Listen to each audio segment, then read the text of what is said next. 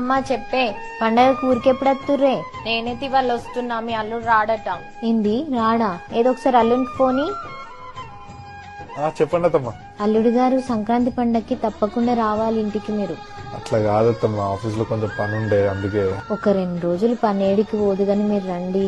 ఇప్పటికే అందరు అడుగుతున్నారు బిడ్డ అల్లుడు రాలేదా ఇంకా ఎప్పుడు వస్తారని. మీరు రాకుండా ఇంట్లో సందడి ఏముంటుంది చెప్పండి. 10 మంది ఫ్యాన్స్ ఉన్నారు మీకు ఇక్కడ. తప్పకుండా రావాలి మీరు, సరేనా? సరే అత్తమ్మా, వస్తా. మంచిది, మరుంటా. అల్లునికి పని ఉందంటే ఎందుకే బలవంతం చేస్తావు? నీకేం తెలియదు, అప్పుడే కూకో.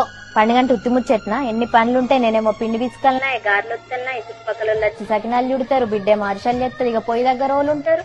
అందుకే అల్లుని రమ్మన్నా. అమ్మా ఫోన్ కట్ చేయలేదు. పాపమే మరీ గట్లా అల్లుని పని చేయించుకుంటారా? ఏమైతుంది నువ్వు చెయ్యలే? ఇప్పుడంటే మోకాలు నొప్పులు వచ్చి కూర్చుంటలేవు గానీ ముందంతా పొయ్యి నీదేనాయే. అయినా అల్లునికి లేని బాధ నీకేంది?